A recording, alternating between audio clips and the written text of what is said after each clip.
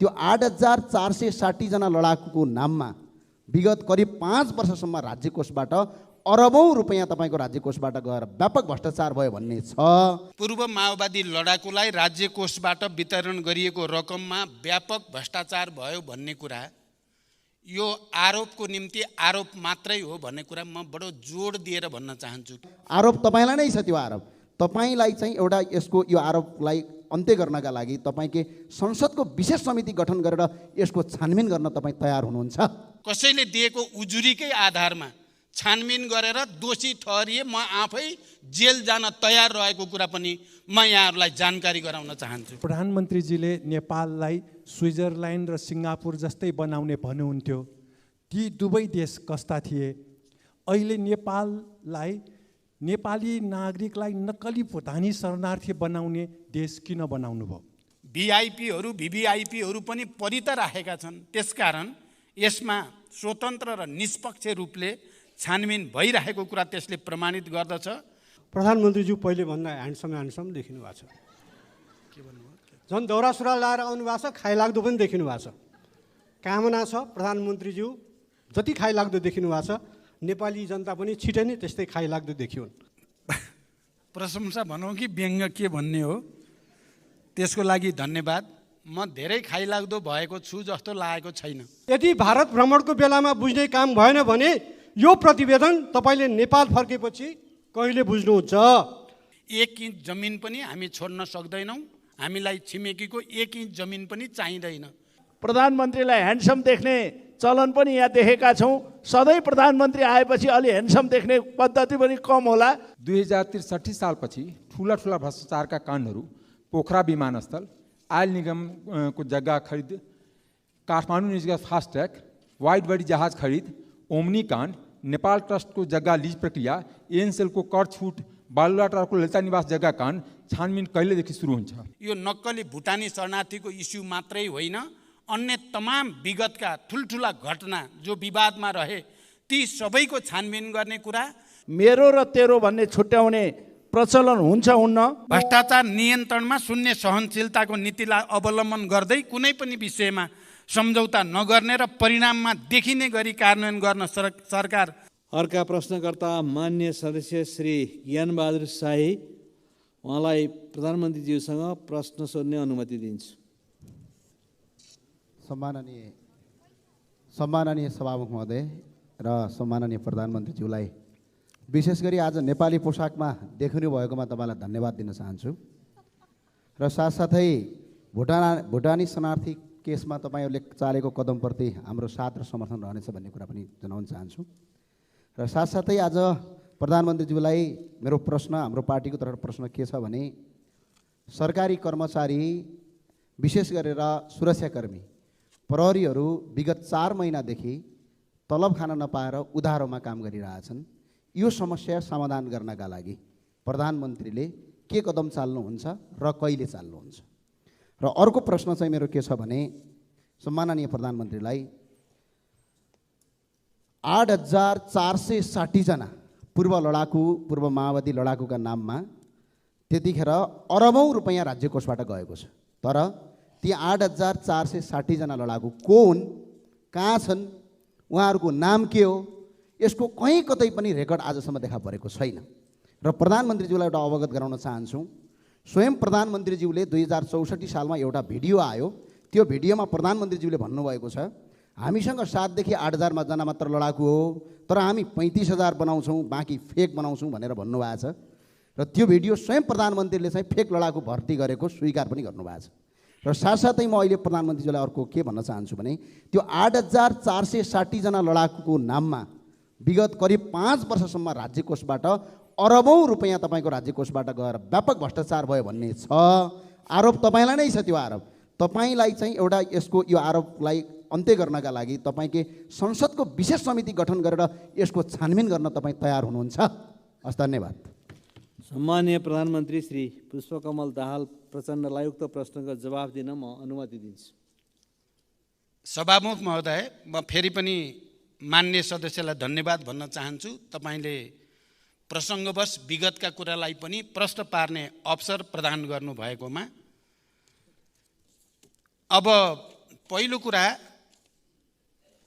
पूर्व माओवादी लडाकुलाई राज्य कोषबाट वितरण गरिएको रकममा व्यापक भ्रष्टाचार भयो भन्ने कुरा, यो आरोपको निम्ति आरोप मात्रै हो भन्ने कुरा म बडो जोड दिएर भन्न चाहन्छु। किनकि त्यति बेला शान्ति सम्झौता भएर क्यान्टोनमेन्टमा पूर्व जनमुक्ति सेनालाई राख्ने निर्णय भइसकेपछि क्यान्टोनमेन्टको भौतिक पूर्वाधार र योद्धाहरूको रासन पानीको निम्ति भनेर राज्यबाट दिइएको रकम र त्यसको अडिट, त्यसको हिसाब किताब, त्यहाँ को थिए, कोले लिए भन्ने सबै रिकर्ड रहेको कुरा म मान्य सदस्यलाई जानकारी गराउन चाहन्छु।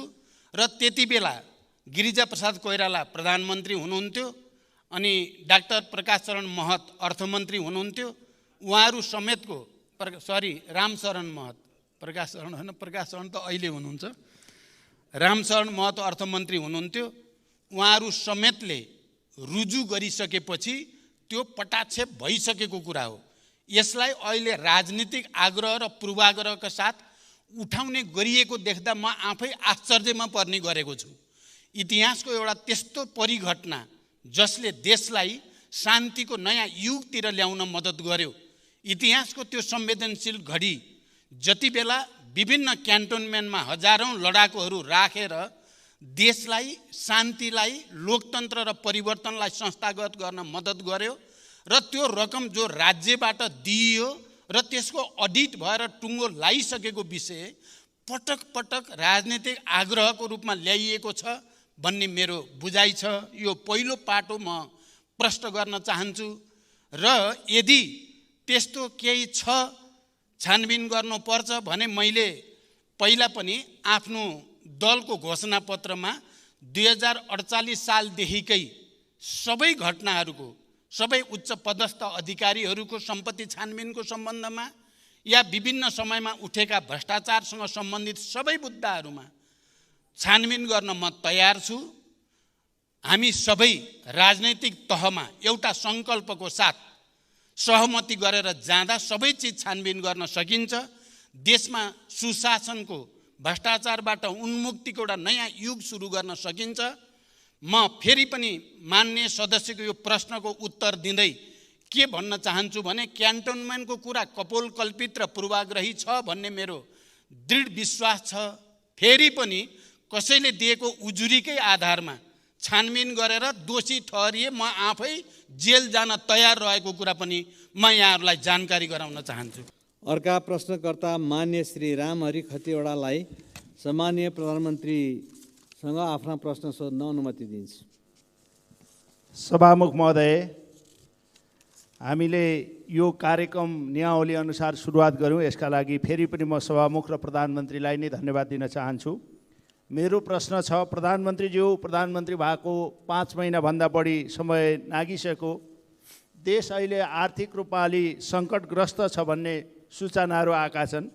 देशको आर्थिक स्तर उन्नतिका लागि र सुशासनका लागि के योजनाहरू प्रधानमन्त्रीले पेश गर्नुभएको छ? राजनीति स्थिरताका लागि नयाँ कार्यक्रमहरू के छन्? अझ ग्रामीण जनताको जीवन स्तर उकास्न कस्ता कार्यक्रमहरू जनताका बिचमा ल्याइँदैछ? भ्रष्टाचार निर्मूलनमा प्रधानमन्त्रीले प्रतिबद्धता गर्नुभएको छ। मेरो र तेरो भन्ने छुट्याउने प्रचलन हुन्छ हुन्न? र भूकम्प पीडितहरूलाई 72 सालमा गएको भूकम्पले क्षति भएका भूकम्प पीडितहरूलाई पहिलो किस्ताको 50,000 दिएर दोस्रो र तेस्रो किस्ताको घर बनिसकेपछि पनि अहिलेसम्म रकम नगएको 6,119वटा भूकम्प पीडितहरू छन्। उहाँहरूलाई कहिले त्यो रकम जान्छ र थप 1 लाख रुपियाँ दिने भनेर सरकारले निर्णय गरेको थियो, त्यो पनि कहिले जान्छ भनेर अनुरोध गर्न चाहन्छु। र सभामुख महोदय, करिब यो प्रश्न पनि अन्तिम होला। प्रधानमन्त्रीलाई ह्यान्डसम देख्ने चलन पनि यहाँ देखेका छौँ। सधैँ प्रधानमन्त्री आएपछि अलि ह्यान्डसम देख्ने पद्धति पनि कम होला। संसदमा उपस्थित भयो भने अरूले पनि ह्यान्डसम देख्ने, हामीले पनि देख्ने पद्धतिको विकास होस्। एउटा अन्त्यमा प्रश्न छ, देशको संसद अहिले आमरण अनसनमा बस्नु भएको छ। सभामुखलाई विकास निर्माणका कार्यक्रम लिएर यो कुरा सदन र सरकारलाई जानकारी छ कि छैन? धन्यवाद। सम्माननीय प्रधानमन्त्रीलाई उक्त प्रश्नको जवाफ दिन अनुमति दिन्छु।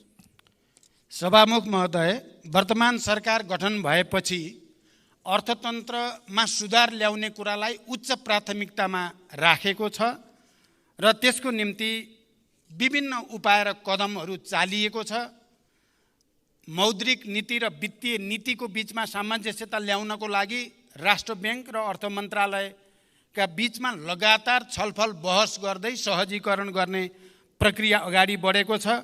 यी सबै सचेत र इमान्दार पहलकै कारण अहिले विप्रेषण र विदेशी मुद्रा सञ्चितिमा उल्लेख्य सुधार भएको छ।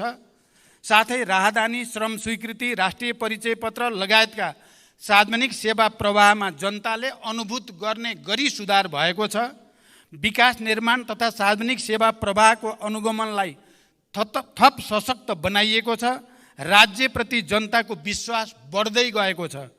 मुलुकमा सुशासन कायम गर्ने सम्बन्धमा सरकार स्पष्ट मार्गदर्शनका साथ अगाडि बढेको कुराले आम नागरिकमा राज्य र सरकारप्रतिको भरोसा बिस्तारै बढ्न थालेको छ। भ्रष्टाचार नियन्त्रणमा शून्य सहनशीलताको नीतिलाई अवलम्बन गर्दै कुनै पनि विषयमा सम्झौता नगर्ने र परिणाममा देखिने गरी कार्यान्वयन गर्न सरकार दृढ सङ्कल्पित छ। फौजदारी र सङ्गठित अपराधको जालो तोड्नका लागि गृह मन्त्रालयलाई स्पष्ट निर्देशन सहित अगाडि बढाइएको छ। भूकम्प पीडितको बाँकी किस्ता 2080 असार मसान्तसम्म भुक्तानी गराइने जानकारी पनि म गराउन चाहन्छु। यति भनिसकेपछि म अन्तिममा हुन त अब सम्माननीय प्रधानमन्त्री रोस्टममा आइसक्नु भएको छ। अब प्रधानमन्त्रीसँग प्रत्यक्ष प्रश्नोत्तर कार्यक्रम प्रारम्भ हुन्छ। सर्वप्रथम प्रश्नकर्ता माननीय सदस्य श्री ईश्वरी देवी नेउपानेलाई सम्माननीय प्रधानमन्त्रीसँग प्रश्न सोध्न अनुमति दिन्छु। सम्मान्य सभामुख मार्फत सम्मान्य प्रधानमन्त्रीज्यूलाई मेरो प्रश्न, सरकारी स्कुलबाट गुणस्तरीय शिक्षा प्राप्त गर्न सकिँदैन भन्ने विद्यमान परिस्थिति र मानसिकताका कारण दिनभरि काम गरेर हातमुख जोड्न धौधौ पर्ने अभिभावक पनि सकि नसकी बच्चाको भविष्यको लागि प्राइभेट स्कुलमा भर्ना गर्न बाध्य छन् भने नेपालको डिग्री थन्काएर रोजगारीको लागि 50 डिग्रीको गर्मीमा खाडी मुलुकमा जान बाध्य छन् युवाहरू। सरकारी स्कुल सुधार गर्ने एवं देशमा नै युवालाई रोजगार सिर्जना गर्ने सरकारको के नीति छ? विदेशमा पढ्न जाँदा 1 वर्षमा नेपालको कति रुपियाँ विदेशिन्छ एवं बाहिर रोजगारीबाट 1 वर्षमा कति रेमिट्यान्स भित्रिन्छ? नम्बर 2, कृषि प्रधान देश सधैँ मलको हाहाकार छ। मल कारखाना खोल्ने सरकारको के नीति छ? नम्बर 3, सुदूरपश्चिम प्रदेशले राजधानीको आफ्नै प्रशासनिक भवनबाट काम गर्न कहिले पाउँछ? धन्यवाद। अब सम्माननीय प्रधानमन्त्री श्री पुष्पकमल दाहाल प्रचण्डलाई उक्त प्रश्नको जवाफ दिन अनुमति दिन्छु। सम्माननीय सभामुख महोदय, म अब प्रश्नको उत्तर दिन तयार भएको छु। तर उत्तर दिनु अगाडि 2-3टा वाक्य मात्रै म भन्न चाहन्छु। यो प्रश्न उत्तर कार्यक्रम यस किसिमको व्यवस्था गर्ने कुरामा नियमावली समिति र यो सम्मानित सदनबाट जो व्यवस्था भएको छ त्यसको लागि म धन्यवाद भन्न चाहन्छु। आज बिहान प्रश्न उत्तरको लागि बडो जोसको साथ तयारी गरेर म आउँदै थिएँ, तर 2 घण्टा ढिलो भयो। अलिकति नमिठो त लागेकै छ र प्रश्न उत्तर कार्यक्रमको सुरुकै दिनमा नियम निलम्बन गर्नुपर्ने जो अवस्था आयो त्यो पनि बडो नमिठो अनुभूति हामी सबैलाई भएकै छ। तर फेरि सर्वसम्मत भयौँ हामी। सर्वसम्मत भएकोमा त यो खुसीकै कुरा हो। अब म मान्य ईश्वरी नेउपानेको प्रश्नको उत्तर दिन चाहन्छु। सरकारी एवं सार्वजनिक शिक्षा सुधारलाई वर्तमान सरकारले उच्च प्राथमिकतामा राखेको छ। सरकारी विद्यालयमा गुणस्तरीय शिक्षा प्रदान गर्न सरकार प्रतिबद्ध रहेको जानकारी गराउन चाहन्छु। सबै सरकारी विद्यालयमा गुणस्तरीय र रोजगारमूलक शिक्षा प्रदान गरी स्वदेशमा नै रोजगारीका अवसर सिर्जना गर्न हालको शिक्षा नीतिमा केही गुणात्मक सुधार गर्ने सरकारको धारणा रहेको छ। साथै विद्यालयहरूको संरचनागत र भौतिक सुधारमा जोड दिइएको छ। शिक्षकको क्षमता विकासका कार्यक्रमहरू सञ्चालनमा रहेका छन्। स्थानीय तह र प्रदेश सरकारसँग प्रभावकारी समन्वय गरी विद्यालयको अनुगमन र मूल्याङ्कन गरिँदै आएको छ र यस्ता कार्यलाई निरन्तरता दिई शिक्षा प्रणाली थप सुदृढ गरिने बेहोरा सम्मानित सदनलाई जानकारी गराउन चाहन्छु। आर्थिक वर्ष 79-80 को पहिलो 9 महिनामा रु 903 अरब 39 करोड रेमिटान्स प्राप्त भएको छ, जुन गत आर्थिक वर्षको तुलनामा 24.2% वृद्धि हो। यसै अवधिमा नेपाली विद्यार्थीहरू विदेशमा पढ्न जाँदा रु 67 अरब 19 करोड रुपियाँ बाहिरिएको देखिएको छ। नेपालमा रासायनिक मल उत्पादन गर्ने सम्बन्धमा नेपाल लगानी बोर्डमा प्राप्त भएका विभिन्न प्रस्तावहरूको सम्भाव्यता अध्ययन कार्य भइरहेको जानकारी गराउन चाहन्छु। अध्ययनका आधारमा मल कारखाना स्थापना सम्बन्धी कार्यलाई उच्च प्राथमिकता दिई अगाडि बढाइने जानकारी पनि यो सम्मानित सदनलाई दिन चाहन्छु। धन्यवाद। अर्का प्रश्नकर्ता माननीय सदस्य श्री पदम गिरीलाई सम्माननीय प्रधानमन्त्रीसँग प्रश्न सोध्न अनुमति दिन्छु।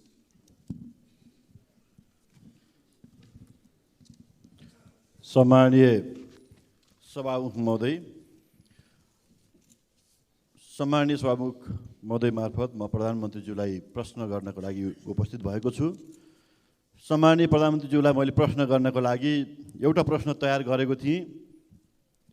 यही क्रममा देशका विभिन्न कुनाबाट गरिब किसानहरूले फोन गर्नुभयो। लम्पी स्किन भन्ने बिमारको कारणले हाम्रा गाईहरू धमाधम मर्न लागे। सयौँ हजारौँको सङ्ख्यामा गाईहरू चाहिँ बिमारी भएका छन्, भ्याक्सिन पाइएको छैन। हाम्रो कुरा उठाइदिनुहोस् भनेर भन्नुभएको छ। फेरि मधेसतिरबाट धेरै साथीहरूले फोन गर्नुहुन्छ। हिजो बेलुकादेखि तारन्तर फोन आएको छ। हामी हजारौँ युवाहरूले चाहिँ अहिले +2 पास गरेका नागरिकता पाएको छैन। नागरिकता विधेयक कहिले आउँछ सोधिदिनु होला भन्नुभएको छ। यस्ता धेरै प्रश्नहरूको बिचबाट म एउटा प्रश्न फेरि जुन पहिला नै मैले दर्ता गराएको थियो त्यो प्रश्न यहाँ म राख्न चाहन्छु। सभा महोदय, 50 खर्ब माथिको हाम्रो अर्थतन्त्रको आकार छ, तर सङ्घीय सरकारले सञ्चित कोषमा 159 अर्बले घाटामा छ। सभामुख महोदय, आयोजनाहरूको भुक्तानी दिन 80 अर्बभन्दा बढी बाँकी छ। करिब 60% पालिका आफ्नो स्रोतबाट प्रशासन चलाउन असक्षम छन्, तर प्रदेश र स्थानीय तहहरूले पाउने समानीकरण अनुदानमा 50% कटौती भएको छ। यस्तो परिस्थितिमा राज्यको अनिवार्य दायित्व कसरी निर्वाह गर्नुहुन्छ? म प्रधानमन्त्रीज्यूलाई म प्रश्न गर्न चाहन्छु। साथसाथै सङ्घको कोष खुम्चियो भन्दै प्रदेश र स्थानीय तहले पाउने अनुदान कटौती हुँदा उनीहरूले आफ्नो तजबिजमा बनाउने योजना र खर्चको स्रोत भर्न कसरी हुन्छ? उनीहरूले गर्नै पर्ने अनिवार्य दायित्व कसरी पुरा गर्छन्? सरकारको आर्थिक मन्दीको सामना गर्ने योजना के छ? सभा महोदय मार्फत म सम्माननीय प्रधानमन्त्रीज्यूलाई यो प्रश्न राख्न चाहन्छु। धन्यवाद। सम्माननीय प्रधानमन्त्रीजी पुष्पकमल दाहाललाई उक्त प्रश्नको जवाफ दिन अनुमति दिन्छु। सभामुख महोदय, माननीयजीले पहिला प्रश्न गर्दा म अलिकति झस्किएँ, किनभने पहिला रातभरि गाईको निबन्ध पढेर आएको, बिहान प्रश्न आउँदा नदी आएपछि कसरी लेख्ने भन्ने समस्या परे जस्तै होला कि भन्ने डर लागेको थियो। तर फेरि मान्य सदस्यले दोस्रो भागमा निर्धारितै प्रश्न सोध्नुभयो, त्यसको लागि धन्यवाद। 72 सालको महाभूकम्प, कोभिड-19 को प्रभाव, अन्तर्राष्ट्रिय आर्थिक मन्दी लगायतका कारणबाट देशको अर्थतन्त्रको समग्र मागमा ह्रास आएको कुरा हामी सबैलाई ज्ञात नै छ। तरलताको सङ्कुचन हुनुको साथै घट्दो दरमा राजस्व परिचालन भएको र पुँजीगत खर्चमा अपेक्षित सुधार हुन नसकेको अवस्था पनि हामी सबैलाई जानकारी नै छ। अर्थतन्त्रका यस्ता चुनौतीहरूलाई सम्बोधन गर्न वित्तीय, मौद्रिक र क्षेत्रगत नीति तथा कार्यक्रमहरूमा आवश्यक सुधार गरी समष्टिगत आर्थिक स्थायित्व कायम गर्न सरकार प्रयत्नशील रहेको छ। विदेशी लगानीलाई प्राथमिकता दिँदै सरकार र निजी क्षेत्रको साझेदारीमा उत्पादन र उत्पादकत्व अभिवृद्धि गरी रोजगारी सृजना गर्ने खालका कार्यक्रमहरू सरकारको प्राथमिकतामा रहेका छन्। सरकारी खर्चमा मितव्ययिता कायम गरी फजुल खर्चको नियन्त्रण गरिएको छ। सरकारले राजस्व प्रशासनलाई थप सुदृढ र चुस्त बनाउँदै राजस्वको दायरा विस्तार गर्ने र राजस्व चुहावट, राष्ट्रिय पुँजी पलायन, अवैध कारोबारलाई कडाइका साथ नियन्त्रण गर्ने नीति सरकारले लिएको छ। सरकारका यी नीतिहरूको सकारात्मक प्रभावका सङ्केतहरू पनि सबैले देख्ने गरी आएकै छन्। विदेशी लगानीलाई प्रोत्साहन र स्वदेशी उद्योगलाई संरक्षण गरी आर्थिक भार कम गर्ने नीति सरकारको रहेको कुरा पनि म जानकारी गराउन चाहन्छु। यसका साथै वित्तीय सङ्घीयताको प्रभावकारी कार्यान्वयन गरी खर्चको आवश्यकता र राजस्व क्षमताको आधारमा वित्तीय हस्तान्तरणको कार्यक्रमलाई सुदृढ गर्दै लगिनेछ। प्रदेश र स्थानीय सरकारको राजस्वको क्षमता वृद्धि गर्ने, करको दायरा वृद्धि गरी सक्षम र आत्मनिर्भर बनाउने कार्यक्रम पनि रहेको जानकारी गराउन चाहन्छु। धन्यवाद। अर्का प्रश्नकर्ता मान्य सदस्य श्री पूर्णबहादुर घरतीलाई म प्रधानमन्त्रीजीसँग प्रश्न सोध्न अनुमति दिन्छु। समय र अवसरका लागि सम्मान्य सभामुखलाई धन्यवाद। सम्मान्य प्रधानमन्त्रीज्यू, विरोध शान्ति सम्झौताको महत्त्वपूर्ण पाटो बेपत्ता पारिएका व्यक्तिहरूको छानबिन, सत्य निरूपण तथा मेलमिलाप सम्बन्धी कार्य शान्ति प्रक्रियाको 18 वर्षसम्म पनि कार्यान्वयन हुन सकिराखेको छैन। द्वन्द्वकालीन मुद्दाहरूलाई शान्ति सम्झौताको मर्मअनुसार समाधान गर्ने भन्दा पनि तत्कालीन विद्रोही पक्ष यानि कि माओवादीलाई फौजदारी अभियोग सम्बन्धी मुद्दाहरूद्वारा तह लगाउने आशयका अभिव्यक्ति र क्रियाकलापहरू सदनभित्र र बाहिर भइराखेका छन्। तपाईँ विरोध शान्ति सम्झौताको हस्ताक्षरकर्ता एवं तत्कालीन विद्रोही पक्षको सर्वोच्च कमान्डर हुनुहुन्छ। हाल तपाईँको नेतृत्वमा रहेको सरकारले यसको समाधानका लागि भए गरेका प्रयासहरू र जटिलताहरू के हुन् र कहिलेसम्म समाधान हुन्छ? धन्यवाद। सम्मान्य प्रधानमन्त्रीलाई उक्त प्रश्नको जवाब दिन अनुमति दिन्छु। सभामुख महोदय, शान्ति प्रक्रिया र सङ्क्रमणकालीन न्याय सम्बन्धी सबै बाँकी कामहरू बृहत शान्ति सम्झौताको मर्म र भावना अनुसार समाधान गर्न सरकार दृढ र प्रयत्नशील छ।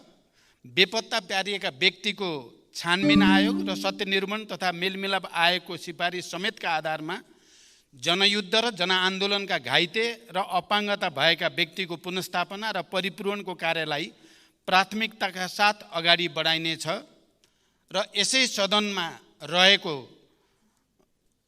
बेपत्ता पारिएका व्यक्तिको छानबिन र दुवै आयोग सम्बन्धी विधेयक संशोधन प्रक्रियामा छ र मैले सरकारको तर्फबाट यो विषयमा बृहत राजनीतिक सहमतिको निम्ति निरन्तर प्रयास गरेको कुरा पनि म यहाँ जानकारी गराउन चाहन्छु। किनकि विस्तृत शान्ति सम्झौतासँग सम्बन्धित र संविधान सभा र सङ्घीय लोकतान्त्रिक गणतन्त्र स्थापनासम्म आउँदा जे जति परिवर्तन भएका छन् त्यसमा सहमत सबै राजनीतिक सहयात्रीहरूको सहमतिबाट नै यो विधेयकलाई पारित गर्ने र अनि शान्ति प्रक्रियाका बाँकी कामलाई छिटोभन्दा छिटो पुरा गर्न सरकार दृढ सङ्कल्पित रहेको म जानकारी गराउन चाहन्छु। जगन्य एउटा कुरा म आज यस सम्मानित सदनलाई के कुरा पनि स्मरण गराउन चाहन्छु भने जति बेला विस्तृत शान्ति सम्झौता भयो र यसै हलमा हामीले 7 राजनीतिक दलको तर्फबाट दिवंगत गिरिजाप्रसाद कोइरालाले र तत्कालीन विद्रोही पक्षको तर्फबाट मैले हस्ताक्षर गर्दै गर्दा हाम्रो एउटा बहस भएको थियो। हामीले विस्तृत शान्ति सम्झौता गरिसकेपछि र त्यो विस्तृत शान्ति सम्झौतालाई अन्तरिम संविधानको अङ्ग पनि बनाइसकिएपछि अब यो बेपत्ता छानबिन गर्ने कुरा या सत्य निरूपण र मेलमिलाप कायम गर्ने कुरालाई एकैचोटि सकिनुपर्छ भन्ने बहस पनि त्यति बेला भएको थियो 7 राजनीतिक दल र तत्कालीन विद्रोही पक्षको बीचमा। अझ मुख्यतः नेपाली कांग्रेसका सभापति तथा तत्कालीन प्रधानमन्त्री गिरिजाप्रसाद कोइरालाले यो समस्यालाई बाँकी राखिराख्नु उचित हुँदैन भन्ने धारणा राख्नुहुन्थ्यो र उहाँले पटक मलाई सुझाव दिने गर्नुहुन्थ्यो कि हामीले यसलाई फर्गिभ एन्ड फर्गेट गरौँ। अब जे भयो भयो, हामी अब शान्ति सम्झौतामा आइसकेपछि फेरि छानबिन गर्ने, दोषीलाई कारबाही गर्ने कुरातिर लाग्दा त्यसले शान्ति प्रक्रियामा नै अप्ठ्यारो आउन सक्छ भन्ने गर्नुहुन्थ्यो। मैले विद्रोहीको एक हस्ताक्षरकर्ताको नाताले मैले त्यसो गर्न हुँदैन भन्ने गर्दथेँ र जघन्य अपराधमा संलग्नलाई कुनै पनि प्रकारको उन्मुक्ति नदिने प्रतिबद्धता सहित मैले दिवंगत गिरिजाप्रसाद कोइराला आदरणीय नेतालाई त्यसको निम्ति कन्भिन्स गरेको थिएँ। म आज यो सम्मानित सदनलाई यो जानकारी होस् भनेर म यो कुरा प्रश्न गर्न चाहन्छु। द्वन्द्वकालीन विषयका मुद्दाहरूमा सबै राजनीतिक दलहरू एकै ठाउँमा उभिई उचित निष्कर्षमा पुर्याउन पनि म यो सम्मानित सदनसँग अनुरोध गर्न चाहन्छु र म यो पनि जानकारी गराउन चाहन्छु कि धेरै मेहनत गरेर अहिले यो विधेयक जो यहाँ विचाराधीन छ त्यसमा राजनैतिक सहमति बनाउने निकै ठुलो प्रयास सहित प्रमुख राजनीतिक दलहरूको बीचमा एक किसिमको समझदारी, यसलाई सहमतिबाट टुङ्ग्याउने समझदारी भएको जानकारी पनि म गराउन चाहन्छु। धन्यवाद। अर्का प्रश्नकर्ता मान्य सदस्य श्री शिशिर खनाललाई सम्मान्य प्रधानमन्त्रीजीसँग प्रश्न सोध्न अनुमति दिन्छु। सम्माननीय सभामुख महोदय, धन्यवाद। सम्माननीय प्रधानमन्त्रीज्यू, मैले हजुरलाई पठाएको लिखित प्रश्न बाहेक अर्को एउटा थप प्रश्न पनि छ। मलाई जनताहरूले सोध्न भनेर पठाउनु भएको प्रश्न उत्तर गाह्रो छैन भन्ने मैले बुझेको छु, त्यही भएर राख्दैछु। 2073 साउनमा यहाँको नेतृत्वको सरकारले तराई मधेस र थारूवट आन्दोलनको छानबिन गर्न लाल आयोग गठन गर्यो। त्यसपछि यहाँहरू पटक पटक सरकारमा जानुभयो। सरकारका न्यूनतम साझा कार्यक्रममा रिपोर्ट सार्वजनिक गर्ने भन्ने पनि लेखियो। 7 वर्षपछि यहाँको नेतृत्वमा पुनः सरकार बनेको छ। थारूवट आन्दोलनको जगमा उठेको उन्मुक्ति पार्टी पनि सरकारमा छ। रिपोर्ट चाहिँ सरकारले सार्वजनिक गर्छ कि गर्दैन, कहिलेसम्म गर्छ? त्यस्तै करोडौँ खर्च गरेर बनेको उच्च स्तरीय शिक्षा आयोगले बनाएको रिपोर्ट पनि आजसम्म सार्वजनिक भएको छैन, त्यो हुन्छ कि हुँदैन? त्यस्तै गरी पछिल्लो उपनिर्वाचनमा यहाँ लगायत पूर्व प्रधानमन्त्रीहरू हेलिकप्टर चढेर हाम्रा उम्मेदवारहरू हराउन जिल्ला जिल्ला जानुभयो। गठबन्धनका उम्मेदवारलाई मन्त्री बनाउने आश्वासन पनि दिनुभयो। त्यो आश्वासन आफैमा आचार संहिताको विपरीत थियो कि थिएन, त्यो नैतिकताको प्रश्न म आज सोध्दिनँ। म आज तपाईँलाई म के सोध्न चाहन्छु भने त्यो हेलिकप्टरको खर्च जनताको रगत पसिनाले उठेको करले तिर्छ कि हजुरको गोजीबाट तिरिन्छ? धन्यवाद। अब सम्माननीय प्रधानमन्त्री श्री पुष्पकमल दाहाल प्रचण्डलाई उक्त प्रश्नको जवाफ दिन अनुमति दिन्छु। सभामुख महोदय, म प्रश्नकर्ता माननीयलाई धन्यवाद भन्न चाहन्छु। तपाईँले धेरै गम्भीर र संवेदनशील प्रश्न अगाडि सार्नु भएको छ। यो कुरा साँचो हो कि म दोस्रो पटक प्रधानमन्त्री हुँदा थारूवट आन्दोलन र मधेस आन्दोलनसँग सम्बन्धित विषयहरूमा छानबिन गरेर रिपोर्ट पेश गर्नको लागि लाल आयोग गठन भएको कुरा साँचो हो र त्यो आयोगको प्रतिवेदन सार्वजनिक हुनुपर्दछ भन्ने भित्र पर्छु म पनि। त्यो प्रतिवेदन सार्वजनिक गरिनुपर्छ भन्ने भित्र पर्छु, तर त्यसलाई कुन रूपमा कसरी सार्वजनिक गर्ने भन्ने विषयमा छलफल हुँदै गर्दा सूचना आयोगले सर्वोच्च अदालतमा त्यो विषयमा मुद्दा दिएपछि सर्वोच्च अदालतले हाल त्यो प्रतिवेदन प्रकाशित नगर्नु भन्ने फैसला गरेको जानकारी म यहाँहरूलाई गराउन चाहन्छु। र हामी अहिले पनि त्यो सर्वोच्च अदालतको फैसलालाई कुनै किसिमले पुनरावेदन गरेर त्यसलाई खुला गरेपछि त्यो लाल आयोगको प्रतिवेदन सार्वजनिक गर्नुपर्दछ भन्ने मेरो मान्यता छ। यति भनिसकेपछि म फेरि केही कुरा के जोड्न चाहन्छु भने नेपाल सरकारले समय समयमा देखा परेका समस्याका विषयमा आयोग गठन गरी प्रतिवेदन प्राप्त गर्ने गरेको बेहोरा यहाँहरूलाई जानकारी नै छ। त्यस्तै तराई मधेस र थरुवट आन्दोलन लगायतका विषयमा समेत सरकारले आयोग गठन गरी प्रतिवेदन प्राप्त गरेको थिए। यी र यस्ता प्रतिवेदनहरू शान्ति सुरक्षा र आम नागरिकको अमन चयनका दृष्टिकोणले कहिलेकाहीँ प्रकाशित गर्न असजिलो पनि हुन सक्दछ, तर मैले यहाँ जानकारी गराइसकेँ। यो विषय चाहिँ सर्वोच्च अदालतसँग सम्बन्धित हुन पुगेको छ। प्राविधिक अवस्थाका कारणले यस्ता प्रतिवेदनको मूलभूत अंशहरूलाई बेला बेलामा सरकारले अवगत गराउँदै पनि आएको छ। देशको शान्ति सुरक्षा र अमन चयनमा खलल हुने अवस्था आएमा विषयको संवेदनशीलतालाई मध्यनजर गर्दै कुनै पनि प्रतिवेदन सार्वजनिक गर्ने या नगर्ने प्रचलन अन्तर्राष्ट्रिय स्तरमा पनि रहेको पाइन्छ। सरकारले प्राप्त गरेका यस्ता प्रतिवेदनहरू मिल्ने हदसम्म सार्वजनिक गर्दै जाने प्रतिबद्धता व्यक्त गर्न चाहन्छु। धन्यवाद। अर्का प्रश्नकर्ता माननीय सदस्य श्री रघुजी पन्तलाई सम्माननीय प्रधानमन्त्रीसँग आफ्नो प्रश्न राख्न अनुमति दिन्छु।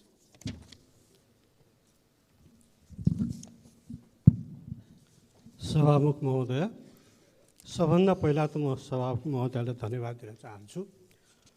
प्रत्येक महिनाको पहिलो हप्ता प्रधानमन्त्रीसँग प्रत्यक्ष प्रश्न सोध्न पाइने हाम्रो नियमावलीको दफा 56 को 1 मा उल्लेख भए पनि 5 महिनापछि आज यो सुदिन आएको छ।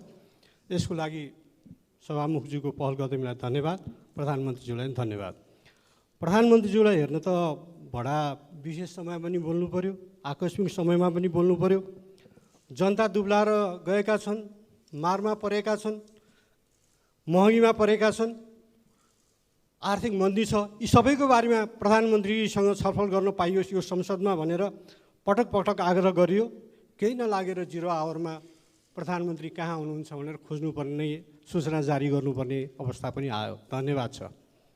आज धेरै दिनपछि देखेर होला प्रधानमन्त्रीज्यू, मेरो आँखालाई भ्रम परेको त होइन होला, प्रधानमन्त्रीज्यू पहिले भन्दा ह्यान्डसम देखिनु भएको छ। झन् दौरा सुरुवाल लाएर आउनु भएको छ, खाइलाग्दो पनि देखिनु भएको छ। कामना छ प्रधानमन्त्रीज्यू जति खाइलाग्दो देखिनु भएको छ, नेपाली जनता पनि छिटै नै त्यस्तै खाइलाग्दो देखिउन्। म अब आफ्नो प्रश्नतिर जान चाहन्छु सभामुख महोदय। तर प्रश्न सोध्नुभन्दा अगाडि म अर्को एउटा प्रश्न गर्न चाहन्छु। यो प्रश्न कसले आउट गर्यो? मेरो प्रश्न, अरू सांसदहरूको प्रश्न कसले आउट गर्यो? यो संसदभित्र प्रधानमन्त्रीलाई प्रत्यक्ष प्रश्न सोध्ने विशेषाधिकार सांसदको मात्रै हो। सांसदले त्यो प्रश्न नसोध्दै ती प्रश्नहरू अखबार र सञ्चार माध्यमहरूमा आउनु उपयुक्त हुँदैन। मैले बुझेसम्म यस्ता विषयहरू सांसदको विशेषाधिकारसँग सम्बन्धित कुरा हुन्। यो जहाँबाट गएको भए नि म यसलाई ठुलो इस्यु बनाउन चाहन्न, तर आइन्दा यहाँ प्रश्न सोध्नुभन्दा अगाडि सांसदले सोधिने प्रश्नहरू आउट हुनु हुँदैन। हाई स्कुलको प्रश्न आउट भए पनि, कलेजको प्रश्न आउट भए पनि, संसदको प्रश्न आउट भए पनि त्यो राम्रो मानिँदैन। मेरो प्रश्न छ, यो नेपाल भारत सम्बन्धका विविध पक्ष 1950 को सन्धि लगायत ती विविध पक्षमा सुझाव दिन गठित प्रबुद्ध व्यक्ति समूह इमिनेन्ट पर्सन ग्रुपको प्रतिवेदन तपाईको भारत भ्रमणको बेलामा दुवै प्रधानमन्त्रीले बुझ्ने काम हुन्छ कि हुँदैन? यदि भारत भ्रमणको बेलामा बुझ्ने काम भएन भने यो प्रतिवेदन तपाईले नेपाल फर्केपछि कहिले बुझ्नुहुन्छ? लिम्पियाधुरा, कालापानी, लिपुलेख सहित मिचिएका भूमि फिर्ता गरी नेपाल भारत बीच सीमा समस्या समाधान गर्ने विषय तपाईको भ्रमणको कार्यसूचीमा परेको छ कि छैन? धन्यवाद। सम्माननीय प्रधानमन्त्रीलाई उक्त प्रश्नको जवाफ दिन अनुमति दिन्छु। सभामुख महोदय, मान्य सदस्यले मेरो अलि धेरै नै प्रशंसा भनौँ कि व्यङ्ग के भन्ने हो, त्यसको लागि धन्यवाद। म धेरै खाइलाग्दो भएको छु जस्तो लागेको छैन। मेरो तौल चाहिँ घटिराखेको छ, देख्दाखेरि तपाईँले राम्रो देख्नुभएछ। तपाईँको आँखालाई पनि धन्यवाद। अब अर्को चाहिँ मान्य सदस्यले बडो मार्मिक ढङ्गले राख्नुभयो।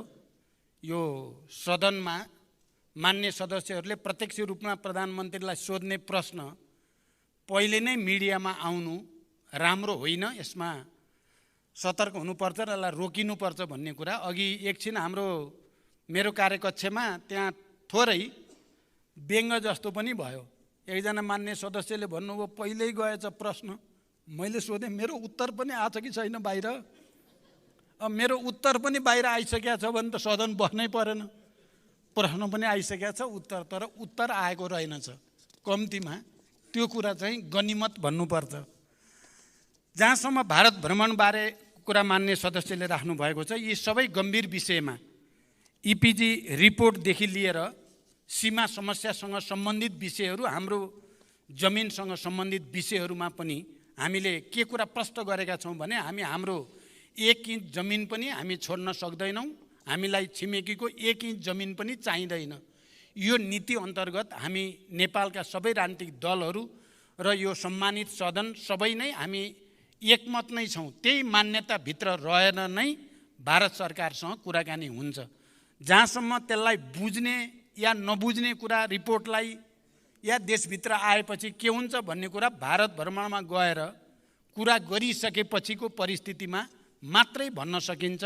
तर म के विश्वास दिलाउन चाहन्छु भने नेपालको राष्ट्रिय हित, नेपालको राष्ट्रिय एकता, अखण्डता र स्वाधीनतामा कुनै किसिमको सम्झौता या कुनै किसिमको भ्रम पर्न दिइने छैन।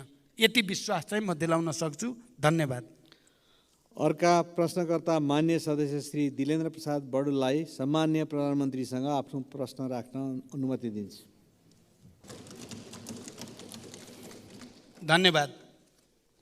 त्यसै गरी अर्का प्रश्नकर्ता मान्य श्री दीपक कार्कीज्यूलाई सम्मान्य प्रधानमन्त्रीसँग प्रश्न सोध्न अनुमति दिन्छु। सम्मान्य सभामुखज्यू मार्फत सम्मान्य प्रधानमन्त्रीज्यूलाई मेरो र म आबद्ध दल जनता समाजवादी पार्टी नेपालको तर्फबाट नागरिकता सम्बन्धीको प्रश्न छ।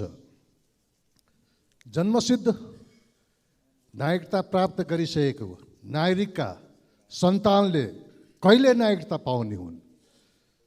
बाउको नागरिकता वंशज छ, तर छोराछोरीले जन्मसिद्धका नागरिकता पाएछन्। यसकारण जन्मसिद्ध नागरिकता प्राप्त गरेका नागरिकहरूको फास्ट ट्र्याकबाट कानुन ल्याई अविलम्ब नागरिकता दिन सकिन्छ कि सकिँदैन? सम्मान्य प्रधानमन्त्रीज्यू, यसअघिको सार्वजनिक सदनले दुई पटक नागरिकता विधेयक पारित गरी तत्कालीन सम्मान्य राष्ट्रपतिका पठाउँदा प्रभावित नभई उक्त विधेयक अड्किएको छ। वर्तमान सम्मान्य राष्ट्रपतिज्यूले त्यो नागरिकता विधेयक प्रमाणित गर्नुहुन्छ कि गर्नुहुन्न? उक्त नागरिकता विधेयकप्रति सम्मान्य प्रधानमन्त्रीज्यूको के धारणा छ? र सम्मान्य प्रधानमन्त्रीज्यूले प्रधानमन्त्री भइसकेपछि 6 महिनाभित्र नागरिकता समस्या समाधान गर्छु भन्नुभएको थियो। आज 5 महिना बितिसक्यो। सम्मान्य प्रधानमन्त्रीज्यूलाई 1 महिनाको अवधि छ। यसभित्र नागरिकता संविधान समस्याको समाधान होस् भन्न आम नागरिकको चाहना छ। धन्यवाद। अब सम्मानीय प्रधानमन्त्री श्री पुष्पकमल दाहाल प्रचण्डलाई उक्त प्रश्नको जवाफ दिन अनुमति दिन्छु। सभामुख महोदय, नागरिकता सम्बन्धी विषयको संवेदनशीलताबारे हामी सबै विज्ञ नै छौँ र योभन्दा अगाडिको सदनबाट, प्रतिनिधि सभाबाट र राष्ट्रिय सभाबाट समेत जन्मसिद्ध बाउ आमाका छोराछोरीहरूले नागरिकता प्राप्त गर्ने सम्बन्धी विधेयक पारित भएर प्रमाणीकरणका लागि राष्ट्रपति कहाँ गएको कुरा पनि हामी सबैलाई जानकारीमै छ। पहिलो पटक सम्मानित राष्ट्रपति कार्यालयबाट त्यो विधेयकलाई फिर्ता पठाइयो सदनमा, यो कुरा पनि हामी सबैको जानकारीमा छ। र दोस्रो पटक पनि दुवै सदनबाट पारित गरेर प्रमाणीकरणको लागि फेरि राष्ट्रपति कार्यालय पठाइएको तथ्य पनि हामी सबैलाई अवगत नै छ। तर दोस्रो पटक तत्कालीन सम्मानित राष्ट्रपतिजीले न त्यसलाई खारेज भनियो, न त्यसलाई फेरि फिर्ता पठाउने कुनै प्रावधान थियो, न त्यसलाई अरू केही गर्न सकिने स्थिति नै थियो। खालि प्रमाणीकरण गर्नुपर्ने संवैधानिक बाध्यता मात्रै थियो। संविधानले कहीँ कतै ठाउँ दिएको थिएन। तर राष्ट्रपति कार्यालयले त्यसलाई होल्डमा राखेको स्थिति छ। न फिर्ता, न खारेज, न अरू कुनै बाटो, त्यो होल्डमा छ राष्ट्रपति कार्यालयमै। अब त्यसको पोजिसन के हुने र अहिले नयाँ सदन र नयाँ राष्ट्रपतिले त्यो होल्डमा रहेको विधेयकलाई प्रमाणीकरण गर्ने या अर्को कुनै बाटो छ भन्ने बारेमा संविधानविद, कानुनविद, राजनीतिज्ञहरूसँग छलफल चलिरहेको छ।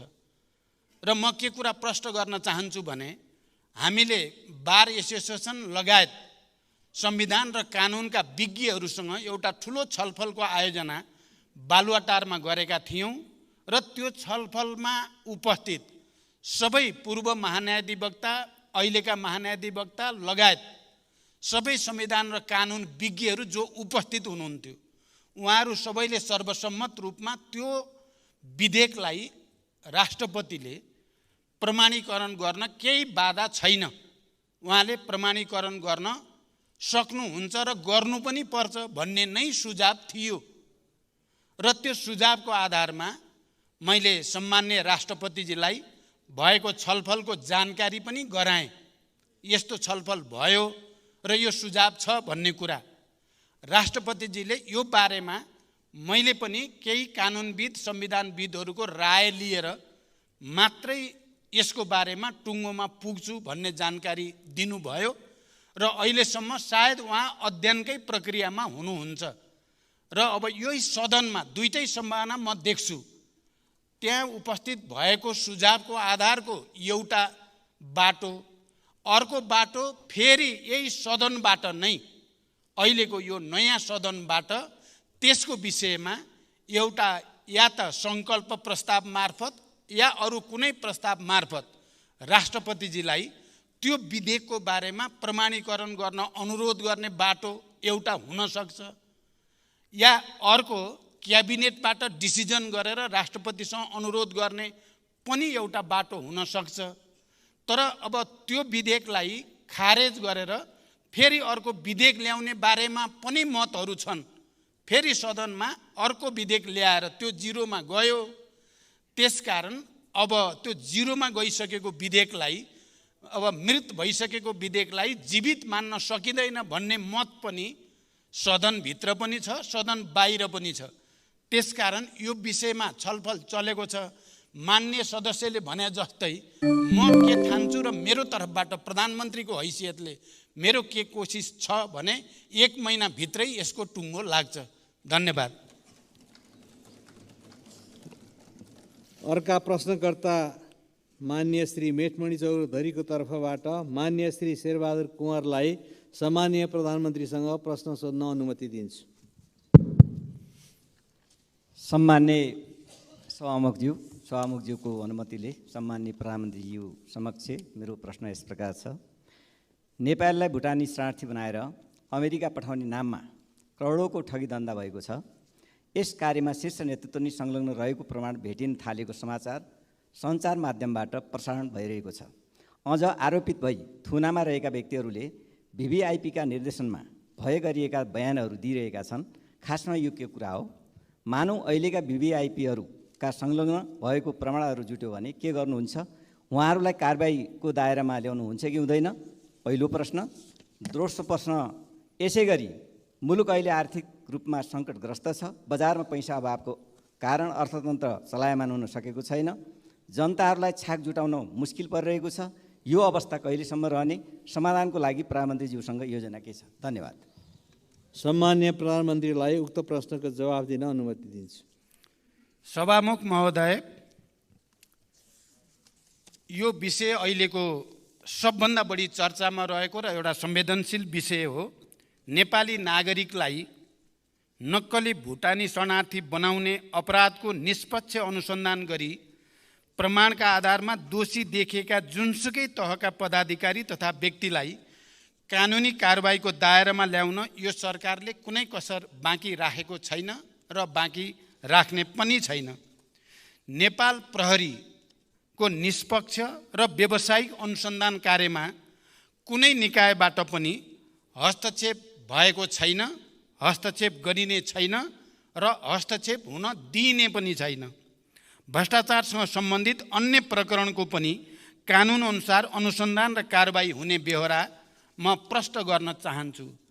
दोषी कोही पनि उम्किन नपाओस्, निर्दोष कोही पनि नपरोस् भन्ने हाम्रो जोड रहेको छ।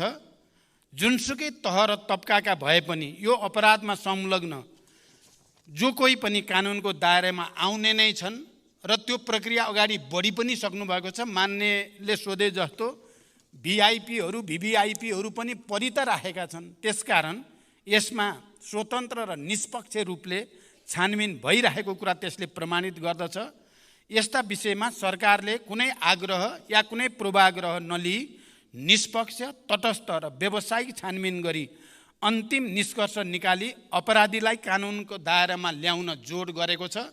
प्रधानमन्त्रीको हैसियतले मैले मान्य उपप्रधानमन्त्री तथा गृहमन्त्रीलाई यसमा दृढतापूर्वक र निष्पक्षताका साथ दोषी नहुम्कने, निर्दोष नपर्ने नीति अन्तर्गत अगाडि बढ्न निर्देशित गरेको छु र मैले जानकारी पाएसम्म प्रहरीले पनि स्वतन्त्र र निष्पक्ष छानबिन प्रक्रिया अगाडि बढाइरहेको छ र यो हामी सँगै सबै राजनीतिक दलहरूको निम्ति, सबै राजनीतिक नेतृत्वको निम्ति र देशकै निम्ति पनि निकै गम्भीर र संवेदनशील विषय भएको छ। यो अब हामीले उचित निष्कर्षसहित दोषीलाई कारबाहीको दायरामा ल्याएर मात्रै सुशासनको एउटा नयाँ प्रक्रियाको थालनी गर्न सकिन्छ भन्ने सरकारको विश्वास पनि छ र सरकार त्यसमा दृढ पनि रहेको जानकारी गराउन चाहन्छु। धन्यवाद। अर्का प्रश्नकर्ता मान्य श्री अनिता देवीलाई सम्मानीय प्रधानमन्त्रीसँग प्रश्न सोध्न अनुमति दिन्छु। सम्मानीय सभामुख महोदय मार्फत सम्मानीय प्रधानमन्त्रीज्यूलाई प्रश्न राख्न चाहन्छु। किसानहरूलाई धानको बिउ छर्ने समय आइसक्यो। हामी आफ्नो जिल्ला क्षेत्रमा जाँदा किसानहरूको एउटै माग हुन्छ, यसपालि पनि मल र बिउ समयमा पाउँछ कि पाउँदैनन्। किसानहरूको माग पुरा गराउन जनमत पार्टीले लामो समयसम्म किसान आन्दोलन पनि गर्यो। जनमत पार्टीका नेता कार्यकर्ताहरूले गोली समेत खाए, जेलसम्म गए। अझै अनेकौं झुठा मुद्दाहरू किसान आन्दोलनकारीहरूमाथि लगाइएकै छ। त्यो फिर्ता लिने पहल पनि सरकारले गरेन। के यो सरकारले पनि किसानहरूलाई बेवास्ता गर्ने र किसान आन्दोलनकारीहरूलाई दमन गर्ने नीति नै लिएको हो त? धन्यवाद। सम्मानीय प्रधानमन्त्रीज्यूलाई उक्त प्रश्नको जवाफ दिन अनुमति दिन्छु। सभामुख महोदय, मान्यहरूलाई जानकारी भएकै विषय हो कि हाम्रो कृषिको उत्पादन र उत्पादकत्व मौसमी प्रणालीमा आधारित रहँदै आएको छ। किसानहरूलाई समयमा नै मल र बिउ उपलब्ध गराउन रासायनिक मल उत्पादन गर्ने कारखाना नेपालमा नै स्थापना गर्ने सम्बन्धमा गम्भीर ढङ्गले अध्ययन भइरहेको जानकारी गराउन चाहन्छु। सर्वसुलभ तरिकाले रासायनिक मल उपलब्ध गराउन रासायनिक मलमा अनुदान दिनुको साथै भारत सरकारसँग मल खरिदको सम्झौता भइसकेको जानकारी पनि म यो सम्मानित सदनलाई गराउन चाहन्छु। यस वर्ष समयमै मल बिउ उपलब्ध गराउन मैले बेलैमा कृषि मन्त्रालय लगायत सम्बन्धित निकायलाई निर्देशन दिइसकेको छु र कृषि मन्त्रालयबाट यस सम्बन्धी कार्य अगाडि बढी पनि सकेको छ। यस वर्षको नीति कार्यक्रम र बजेटमा कृषिलाई र किसानहरूको हितलाई अनि उत्पादन र रोजगारी सृष्टिको कुरालाई उच्च प्राथमिकता दिइने कुरा पनि म जानकारी गराउन चाहन्छु। धन्यवाद। अर्का प्रश्नकर्ता मान्य श्री सर्वेन्द्रनाथ शुक्लालाई सम्मानीय प्रधानमन्त्रीसँग प्रश्न सोध्न अनुमति दिन्छु।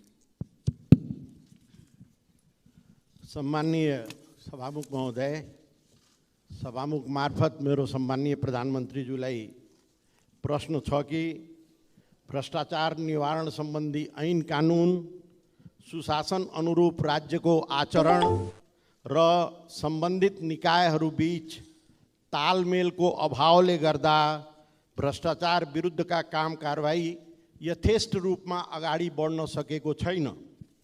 यो समन्वय कहिलेसम्म गर्ने र कसरी हुने, यसबारे सरकारको योजना केही छ भने जानकारी पाऊँ। धन्यवाद। सम्मानीय प्रधानमन्त्रीलाई उक्त प्रश्नको जवाफ दिन अनुमति दिन्छु।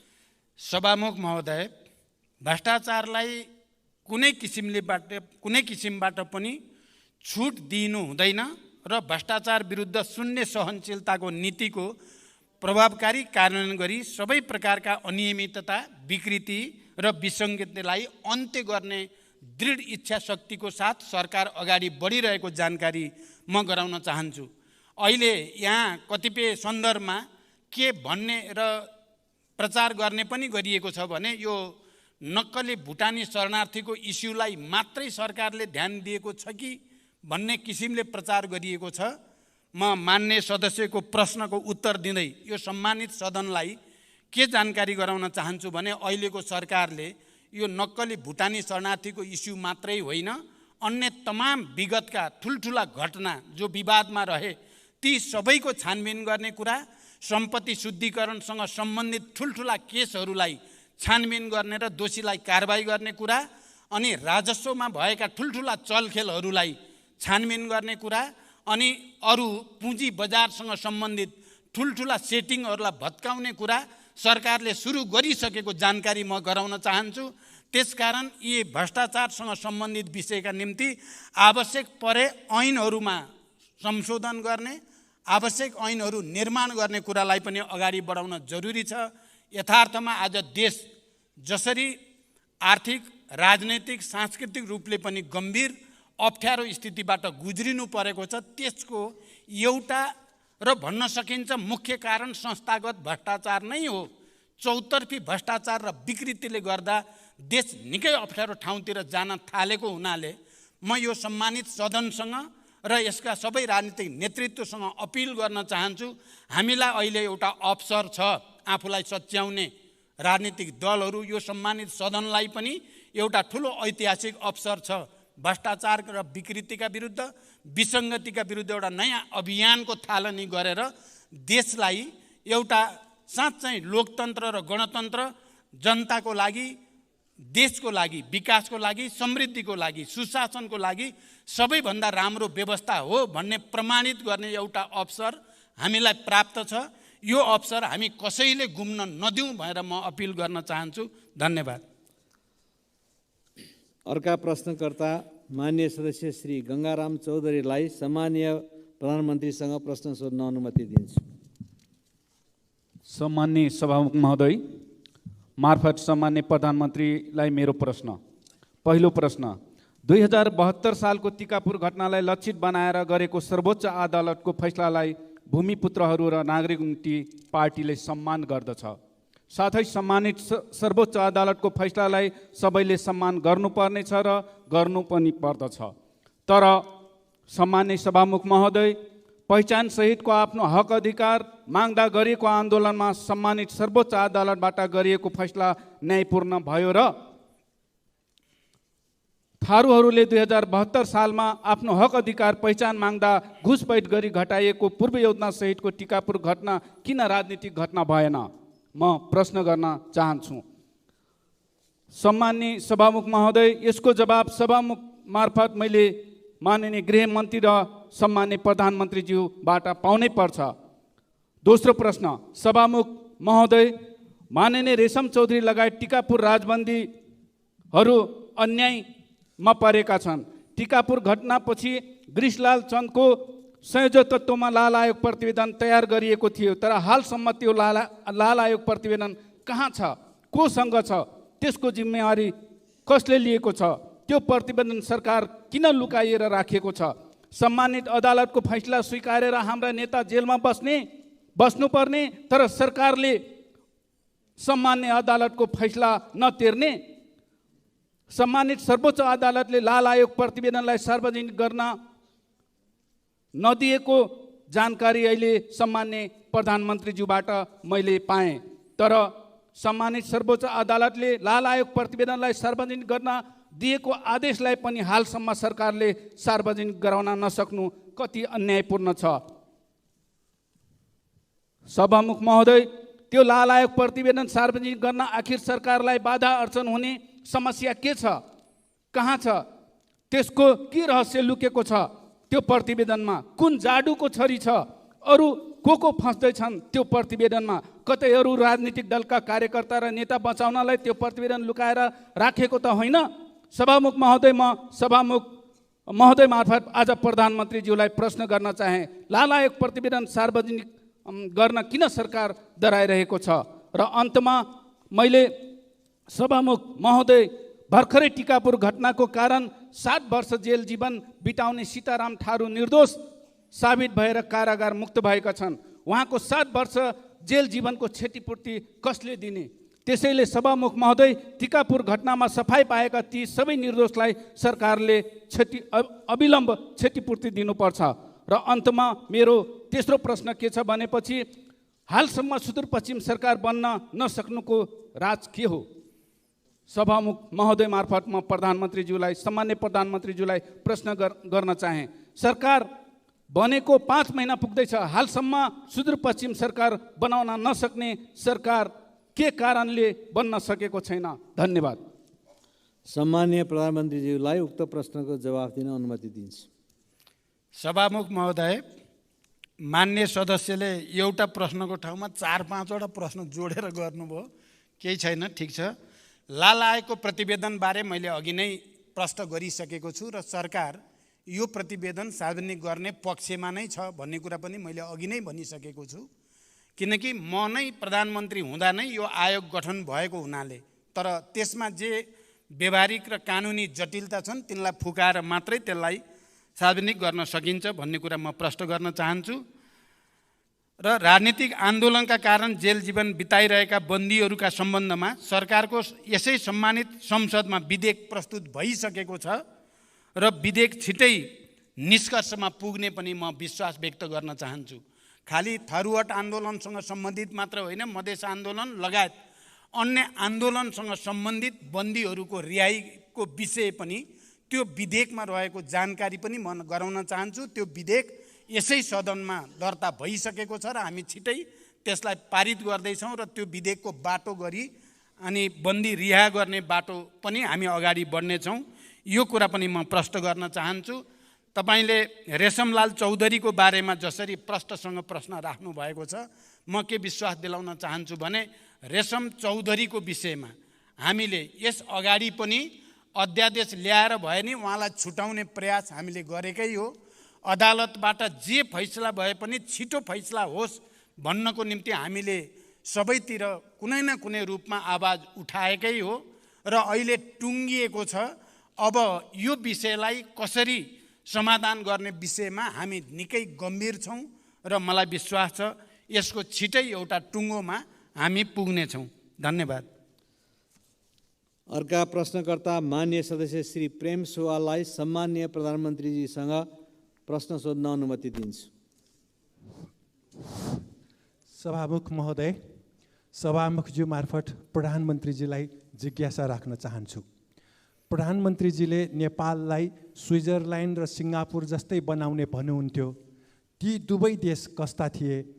अहिले नेपाललाई नेपाली नागरिकलाई नक्कली भुटानी शरणार्थी बनाउने देश किन बनाउनु भयो?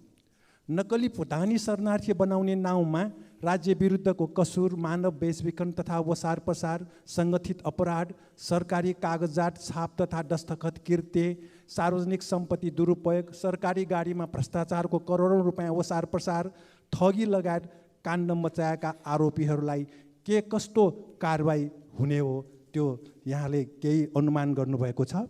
यसमा प्रधानमन्त्री हुनुभएकाहरू सबै जिम्मेवार हुनु पर्दैन र? यति बेलै 3 दलबीच सहमति पनि भयो समिति भागभण्डा लगायतमा। यो नक्कली भुटानी शरणार्थी काण्डका आरोपीहरूलाई उन्मुक्ति दिने तयारी त होइन? महान्यायाधिवक्ताको कार्यालयले तत्कालीन सरकारी ललिता निवासको सरकारी जग्गा व्यक्तिको नाममा दर्ता गर्ने मुद्दालाई दर्तै गर्न लगाएन। के यो नक्कली भुटानी शरणार्थीको मुद्दा पनि महान्यायाधिवक्ताको कार्यालयले फलानालाई छोडिदिनु, फलानालाई मुद्दा दिनु भनेर आदेश दिने हो कि अथवा मुद्दै नलाग्ने हो कि? र महान्यायाधिवक्ताको कार्यालयलाई प्रधानमन्त्रीद्वारा त्यस्तो आदेश जाने हो कि? र साथसाथै खोप विश्वविद्यालय विधेयक पारित नभई ज्ञानमा आधारित अर्थतन्त्र निर्माण कसरी हुन्छ? धन्यवाद। सम्मान्य प्रधानमन्त्रीलाई उक्त प्रश्नको जवाफ दिन अनुमति दिन्छु। सभामुख महोदय, नेपाली नागरिकलाई नक्कली भुटानी शरणार्थी बनाउने सङ्गठित अपराधका सम्बन्धमा मैले यसअघि नै धेरै प्रश्न पारिसकेको छु। सरकार पुरै दृढ छ, कसैप्रति पनि कुनै आग्रह र पूर्वाग्रह राखिने छैन, कुनै पनि अपराधीलाई छुट दिइने छैन। यति भनिसकेपछि म मान्य सदस्य र उहाँ मार्फत यो सम्मानित सदनलाई के कुरा प्रश्न गर्न चाहन्छु भने यो केस चाहिँ, यो इस्यु भनौँ मुद्दा अब कुनै पार्टी विशेषको, सरकार विशेषको या कुनै नेता विशेषको मात्रै रहेको छैन। यो आम जनताको विषय भइसकेको छ। यो विषय राष्ट्रिय मात्रै होइन, यो अन्तर्राष्ट्रिय विषय पनि भइसकेको छ। सबै अन्तर्राष्ट्रिय सङ्घ संस्थाहरूले पनि बडो गम्भीर रूपले यो विषय हेरिसकेको अवस्था पनि छ। एकातिर सरकार दृढताको साथ दोषीलाई नछोड्ने, निर्दोषलाई नपार्ने नीति अन्तर्गत एउटा निष्कर्षमा पुर्याउन अगाडि बढेको छ भने अर्कोतिर जनता र विश्वको नजर पनि यसमा परेको हुनाले मान्य सदस्यले कुनै शङ्का गर्नु पर्दैन। यसको तात्विक निष्कर्षमा पुर्याउन सरकार दृढ रहेको छ। गुणस्तरीय शिक्षा प्रदान गरी शिक्षालाई रोजगारीमूलक र जीवन उपयोगी बनाउने नीति सरकारले लिएको छ। गुणस्तरीय शिक्षा प्रदान गर्न खोप विश्वविद्यालय लगायत अन्य विश्वविद्यालयहरू माग र आवश्यकताका आधारमा कानुन बनाउँदै सञ्चालनमा लैजाने जानकारी पनि म गराउन चाहन्छु। मैले खोप विश्वविद्यालय आफैले पनि गएर त्यसको अध्ययन अनुगमन गरेको छु। मेरो रुचि छ त्यसमा, त्यसकारण यसलाई अगाडि बढाउने कुरामा म मान्य सदस्यलाई विश्वास दिलाउन चाहन्छु। धन्यवाद। अर्का प्रश्नकर्ता मान्य सदस्य श्री चित्रबहादुर केसीलाई सम्माननीय प्रधानमन्त्रीसँग प्रश्न सोध्ने अनुमति दिन्छु।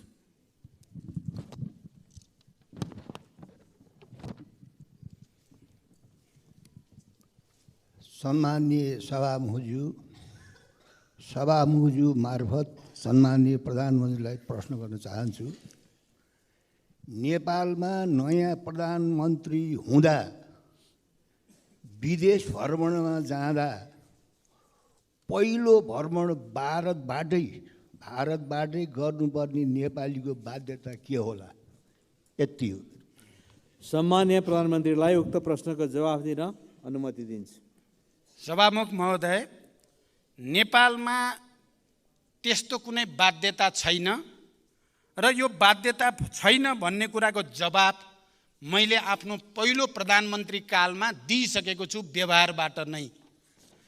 तर भारतसँगको हाम्रो सिमाना, खुला सिमाना, हाम्रो आर्थिक, व्यापारिक, राजनीतिक, सांस्कृतिक सम्बन्धको विशिष्टताको कारणले त्यो प्रचलन रहेको भए पनि त्यस्तो कुनै राजनैतिक बाध्यता भने हामीलाई छैन र त्यो कुरा हामीले प्रमाणित पनि गरिसकेका छौँ। धन्यवाद। त्यस्तै अर्का प्रश्नकर्ता मान्य सदस्य श्री प्रभु शाहलाई सम्माननीय प्रधानमन्त्रीसँग प्रश्न सोध्ने अनुमति दिन्छु। सम्माननीय सभामुखज्यू मार्फत सम्माननीय प्रधानमन्त्रीजीलाई प्रश्न गर्न चाहन्छु। अहिलेसम्म नेपाली नागरिकता त्यागेर विदेशी नागरिकता लिनेहरूको सङ्ख्या कति हो? उनीहरू किन नेपाल त्यागे? नेपाल छोडेपछि उनीहरूको सम्पत्तिको अवस्था के छ? विदेश लग्यो भने के कति सम्पत्ति लग्यो? यसलाई रोक्न सरकारले अहिलेसम्म के कस्तो कदम चालेको छ? विदेशमा नेपालीहरूले लुकाएर राखेको ब्ल्याक मनी कति हो र त्यसको छानबिन र फिर्ता ल्याउन सरकारले के गरिरहेको छ? आज नेपालमा किन नेपालीहरू भविष्य देख्न छोड्यो? त्यससँगै अर्को प्रश्न, गौर हत्याकाण्डको छानबिन के भइरहेको छ? अपराधीलाई कानुनको दायरामा ल्याउँछ कि ल्याउँदैन? पीडितहरूले न्याय पाउँछ कि पाउँदैन? धन्यवाद। सम्माननीय प्रधानमन्त्रीलाई उक्त प्रश्नको जवाफ दिन अनुमति दिन्छु। सभामुख महोदय, नेपाली नागरिकता त्यागी विदेशमा बसोबास गर्दै आएका नागरिकको गृह मन्त्रालयबाट तथ्याङ्क सङ्कलनको कार्य भइरहेको जानकारी म गराउन चाहन्छु। नेपाली नागरिकले नेपालमा रहेको सम्पत्ति बेचबिखन गरी विदेशमा लैजान नपाउने कानुनी व्यवस्था रहेको कुरा हामी सबैलाई थाहा नै छ। विद्यार्थी र पर्यटक भिसामा जाने व्यक्तिहरूले लगेको विदेशी मुद्राको तथ्याङ्क नेपाल राष्ट्र ब्याङ्कले समय समयमा प्रकाशन गरेकै छ। जहाँसम्म गौर हत्याकाण्डको कुरा मान्य सदस्यले उठाउनु भयो, म चाहिँ के पक्षमा छु भने विगतका ती सबै विभत्स र भयानक हत्याकाण्डहरूको नयाँ चेहराबाट छानबिन हुनुपर्दछ। चाहे त्यो गौरको केस होस्, चाहे त्यो भयानक दरबार हत्याकाण्ड, नेपालको इतिहासकै सबभन्दा विभत्स हत्याकाण्डको पनि नयाँ चेहराबाट छानबिन हुनुपर्दछ।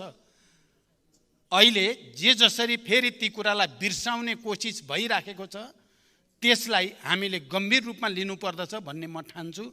मदन आश्रितको बारेमा पनि नयाँ चेहराबाट छानबिन हुनुपर्दछ भन्ने म ठान्दछु। तर यसको निम्ति हामी सबैले गम्भीर रूपले विचार विमर्श गरेर उपयुक्त बाटो पहिल्याउनु पर्छ भन्ने मेरो विश्वास छ। धन्यवाद। अर्का प्रश्नकर्ता माननीय सदस्य डाक्टर अमरेश कुमार सिंहलाई सम्माननीय प्रधानमन्त्रीसँग प्रश्न सोध्न अनुमति दिन्छु। सम्मानीय सभामुख महोदय, सभामुख मार्फत सम्मानीय प्रधानमन्त्रीजीलाई केही प्रश्न राख्न चाहन्छु। 2063 सालपछि ठुला ठुला भ्रष्टाचारका काण्डहरू पोखरा विमानस्थल, आयल निगमको जग्गा खरिद, काठमाडौँ निजगत फास्ट्याग, वाइड बडी जहाज खरिद, ओम्नी काण्ड, नेपाल ट्रस्टको जग्गा लिज प्रक्रिया, एनसेलको कर छुट, बालुवाटारको ललिता निवास जग्गा काण्ड छानबिन कहिलेदेखि सुरु हुन्छ? साथै आम नेपाली नागरिकले राजनीति रहित गुणस्तरीय सहज एवं सुलभ तरिकाले शिक्षा, स्वास्थ्य, न्याय एवं रोजगारी र किसानले समयमै मल, बिउ र उत्पादनको उचित बजार पाउने दिन कहिले आउँछ? र अर्को एउटा प्रश्न छ कि ललितपुर आन्तरिक राजस्व कार्यालयको एउटा कागजात बाहिर आएछ। नेपालको सबभन्दा महँगो शुल्क लिने उलेन्स स्कुलको आयकर माफ गरिएको छ र जहाँ बुढा निकण्ठमा नेपाली विद्यार्थी, गरिब विद्यार्थी छात्रवृत्तिमा पढ्छ त्यहाँ आयकर लिने गरिन्छ। यस्तो परम्परा कहिलेसम्म रहन्छ? धन्यवाद। सम्माननीय प्रधानमन्त्रीलाई उक्त प्रश्नको जवाब दिन अनुमति दिन्छु। मान्य सदस्यज्यूले उठाउनु भएको यो प्रश्नका उत्तरहरू मैले अघिल्ला उत्तरहरूमा दिइसकेको छु। त्यसकारण यी सबै ठुल्ठुला काण्डहरू, हत्याकाण्डहरू या भ्रष्टाचारका काण्डहरूको छानबिन प्रक्रिया अगाडि बढाउने बारे सरकार गम्भीर रूपले लागिरहेको जानकारी म फेरि दोहोऱ्याउन चाहन्छु र अन्य विषयहरू चाहिँ को बारेमा तपाईँले ध्यान आकर्षण गराउनु भएको छ। ध्यान आकर्षण भएको कुरा पनि म जानकारी गराउँछु। धन्यवाद। अर्का प्रश्नकर्ता माननीय सदस्य श्री योगेन्द्र मण्डललाई सम्माननीय प्रधानमन्त्रीसँग प्रश्न सोध्न अनुमति दिन्छु। सम्माननीय सभामुख महोदय, सम्माननीय सभामुख महोदय मार्फत प्रधानमन्त्रीज्यूलाई मेरो प्रश्नभन्दा पनि संसदको पहिलो बैठकमा प्रधानमन्त्रीज्यूले आफ्नो भनाइ राख्दा धेरै राम्रा उच्च विचार, देश बनाउने विचारहरू राख्नु भएको थियो। त्यो विचारहरू अहिले पनि झल्झली आइरहेछ। त्यो मध्ये बेरोजगारी, 50 लाख गरिब किसानहरूको कुरा उठाउनु भएको थियो। त्यसमा पनि विशेष गरी नागरिकताको विषय 6 महिनाभित्र नागरिकताको समस्या समाधान गर्छु भनेर भन्नुभएको थियो। त्यसै सन्दर्भमा अहिले भर्खर प्रधानमन्त्रीले जवाब पनि दिनुभयो, 6 महिना 1 महिनाभित्र गर्छु। र यो 1 महिनाभित्र गर्छु भन्दाखेरि हामी कति प्रतिशतले विश्वस्त हौँ कि कन्फर्म यसपालि 1 महिनाभित्र यो नागरिकता हुन्छ? यो मेरो प्रश्न हो। र सँगसँगै अहिले सुन्नमा आएको खास गरी खेलाडीहरू जुन अन्तर्राष्ट्रिय खेलाडी जुन भएको छ अहिले हाम्रो नेपालको जुन गौरव हामीलाई गौरव दिलाएको छ, ती खेलाडीहरूलाई रकम दिने, आर्थिक सहयोग गर्ने सरकारले घोषणा गर्ने र त्यो चाहिँ पहिला पनि घोषणा गरेको र भर्खर अस्ति घोषणा गरेको पनि पहिला पनि नपाएको भन्ने सुन्न आएको छ। के हो? म अनुरोध गर्न चाहन्छु। धन्यवाद। सम्माननीय प्रधानमन्त्रीज्यूलाई उक्त प्रश्नको जवाफ दिन अनुमति दिन्छु। सभामुख महोदय, नागरिकता समस्या समाधान सम्बन्धमा म प्रधानमन्त्री हुँदै गर्दा दुईटा गठबन्धन अगाडि आए। बडो यो पनि एउटा संयोग नै भन्नुपर्दछ। र दुवै गठबन्धनले साझा न्यूनतम कार्यक्रमको घोषणा गर्दै गर्दा नागरिकताको मुद्दालाई 6 महिनाभित्र समाधान गर्ने कमिटमेन्ट, प्रतिबद्धता व्यक्त गरिएको छ। यहाँ अघि मान्य सदस्यले 6 महिनामध्ये 5 महिना बित्यो, अब कति लाग्छ भनेर सोधेको सन्दर्भमा मैले केही व्याख्यासहित अब 1 महिनाभित्र यसलाई टुङ्ग्याउन सकिन्छ भनेर मैले विश्वास दिलाएको छु। तपाईँले प्रतिशतमा सोध्नुभयो, 1 महिनाभित्र मेरो विचारमा 100% नै यो समस्या समाधान गर्नुपर्छ, गर्न सकिन्छ। धन्यवाद। अर्का प्रश्नकर्ता मान्य सदस्य श्री दीपक गिरीलाई म सम्माननीय प्रधानमन्त्रीज्यूलाई आफ्नो प्रश्न राख्न अनुमति दिन्छु। सम्माननीय सभामुखज्यू, म सम्माननीय सभामुखज्यू मार्फत प्रधानमन्त्रीजीलाई एउटा प्रश्न राख्न गइरहेको छु। 7 दशक पहिला विक्रम सम्वत 2011 सालमा स्थापना भएको दाङ तुलसीपुर स्थित ऐतिहासिक र मध्यपश्चिम जनताको लागि महत्त्वपूर्ण तरिगाउँ विमानस्थल हालसम्म स्तर उन्नति हुन सकेन। हाल तपाईँको प्रधानमन्त्री कालमा ATR 72 वा सो सरह जहाज अवतरण र उडान गर्न सक्ने गरी सो विमानस्थलको धावन मार्ग स्तर उन्नति हुँदैछ भन्ने र चर्चा चलेको छ। आगामी अब 2080-81 मा तरिगाउँ विमानस्थलको धावन मार्ग स्तरोन्नति गर्न नेपाल सरकारसँग के कस्तो योजना र रणनीति रहेको छ? धन्यवाद। जय नेपाल। सम्माननीय प्रधानमन्त्रीलाई उक्त प्रश्नको जवाफ दिन अनुमति दिन्छु। सभामुख महोदय, देशको एउटा मेरुदण्डकै रूपमा रहेको हवाई सेवालाई सुरक्षित, भरपर्दो, व्यवस्थित र अन्तर्राष्ट्रिय स्तरको बनाउन सरकार प्रयत्नशील रहेको कुरा म जानकारी गराउन चाहन्छु। दाङ तुलसीपुर स्थित तरिगाउँ विमानस्थललाई क्षेत्रीय विमानस्थलका रूपमा विकास गर्न संस्कृति, पर्यटन तथा नागरिक उड्डयन मन्त्रालयले सम्भाव्यता अध्ययन गरिसकेको छ। यसलाई स्तरोन्नति गर्ने कार्यलाई उच्च प्राथमिकतामा राखिएको छ। हामीले अन्तर्राष्ट्रिय स्तरको विमानस्थल निर्माणको कुरालाई प्राथमिकतामा राखेका छौँ, तर त्यसको बारेमा जति गम्भीर ढङ्गले विचार गरिनुपर्ने हो, कुन हवाई मैदान सबभन्दा पहिला बनाउनु पर्ने हो, कुन पछि बनाउनु पर्ने हो भन्नेमा कहीँ न कहीँ हामी चुकेको महसुस हुन्छ। हामीले फास्ट ट्र्याक भनेर अरबौँ खर्च गरेर फास्ट ट्र्याक रोड बन्दैछ, सेनाले त्यसलाई अगाडि बढाइरहेको छ। यहाँहरूलाई जानकारी भएकै छ, केही दिन अगाडि मात्रै म लगायत सरकारको एउटा उच्चस्तरीय टोलीले त्यसको अनुगमन भ्रमण पनि गर्यो। त्यो फास्ट ट्र्याक रोड यथार्थमा तराई मधेसलाई र मुख्यतः निजगढ विमानस्थललाई टार्गेट गरेर बनाउने निर्णय गरिएको। त्यसकारण निजगढ विमानस्थललाई अगाडि बढाउने कुरामा पनि सरकार प्रतिबद्ध छ र समग्रमा नेपालको हवाई सेवालाई व्यवस्थित गर्ने कुरामा सरकार दृढताको साथ अगाडि बढेको जानकारी गराउन चाहन्छु। धन्यवाद। सम्माननीय सभामुख महोदय, सम्माननीय प्रधानमन्त्रीलाई मेरो प्रश्न छ।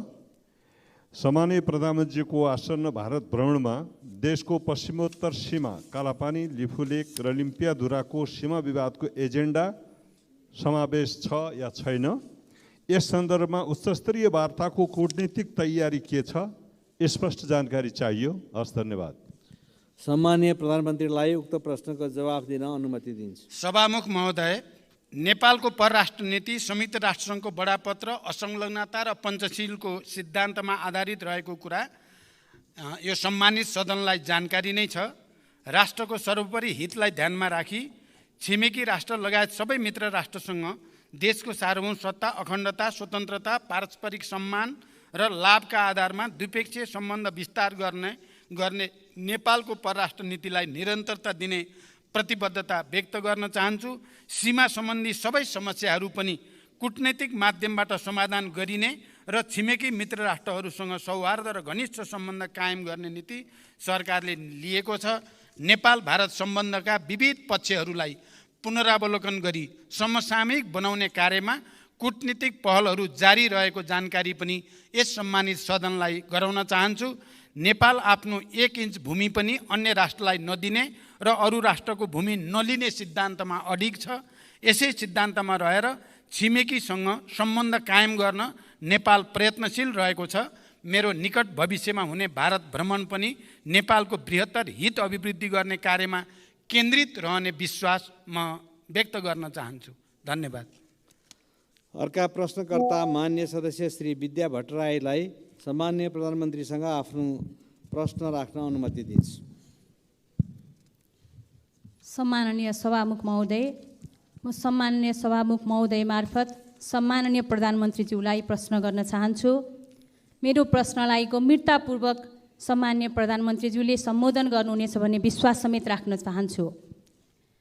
पहिलो प्रश्न, भ्रष्टाचार व्यथिति र आर्थिक सङ्कटले आम नागरिकलाई आक्रोशित बनाएको छ।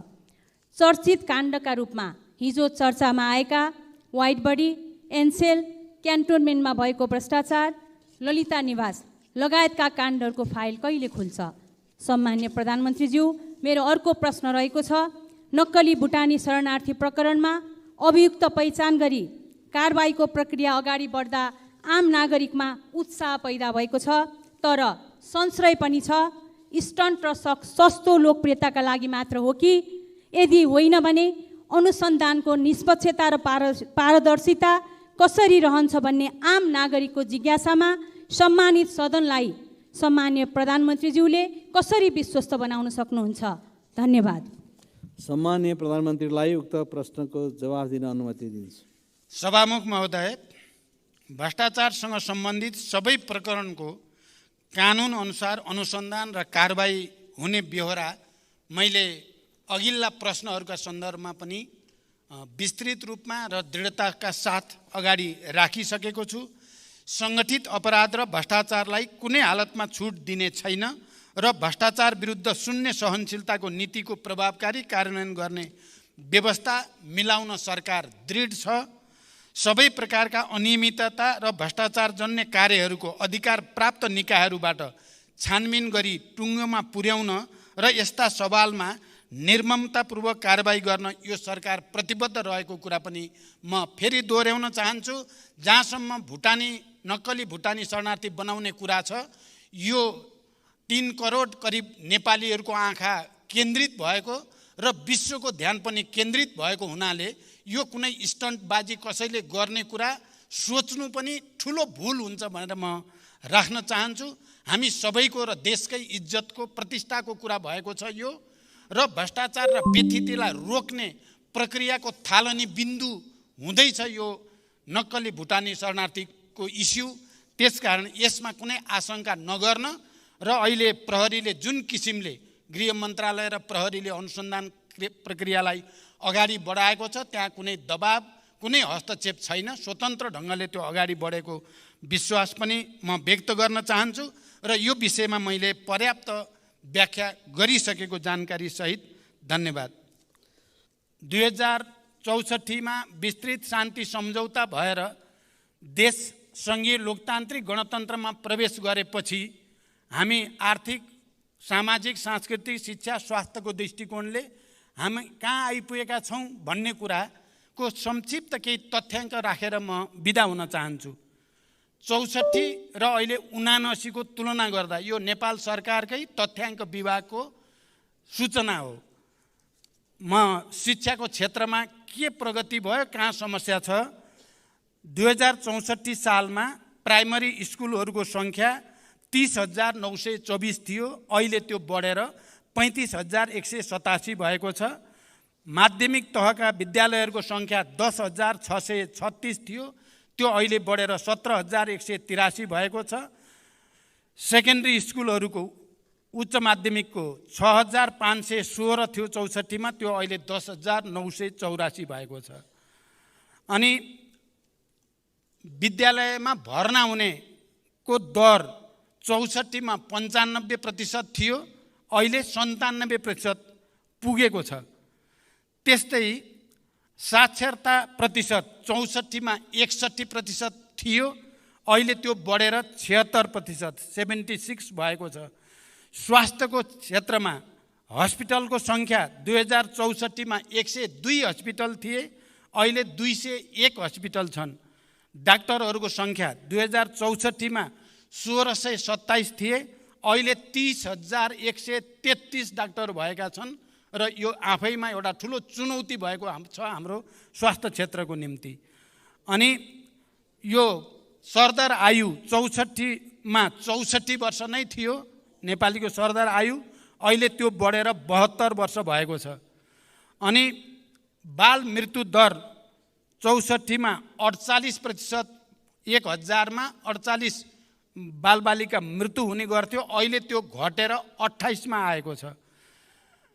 5 वर्षभन्दा मुनिका बालबालिका मर्ने दर 64 मा 61 थियो, अहिले त्यो घटेर 33 मा आएको छ। उल्लेख्य सुधार यसबाट देख्न सकिन्छ। अनि इन्स्टिट्युसनल डेलिभरी अथवा अस्पतालमा या स्वास्थ्य केन्द्रमा गएर डेलिभरी बच्चा जन्माउने प्रक्रिया 64मा 18% मात्रै जान्थे अस्पतालमा गएर बच्चा जन्माउने काम, अहिले 79%, धेरै ठुलो प्रगति त्यसमा देखिएको छ।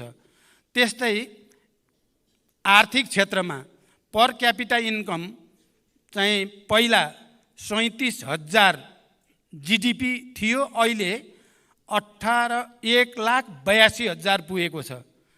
रेमिटेन्स 64मा 17% थियो, अहिले 20% भएको छ। अनि माल निर्यात गर्ने 64मा 13 थियो, अहिले घटेको छ, त्यो 7%मा घटेको छ। इम्पोर्ट 33% थियो, अहिले 43%मा बढेको छ। अनि कृषि मत्स्य पालन र चाहिँ फरेस्ट्रीमा 64मा 32 थियो, अहिले 25मा आएको छ। त्यस्तै म्यानुफ्याक्चरिङ काममा इङ्गेज हुनेहरूको सङ्ख्या 64मा 1,77,550 थियो, अहिले 5,10,523 भएको छ। र यसरी समग्रमा हेर्दा गणतन्त्र आएपछिका सूचकहरूमा धेरैमा आयात निर्यात बाहेक अरू सबैमा गुणात्मक प्रगति रहेको तथ्याङ्क प्रष्टसँग हाम्रो नेपाल सरकारको तथ्याङ्क विभागले देखाएको छ। यो जानकारी सहित म बिदा हुन्छु। धन्यवाद।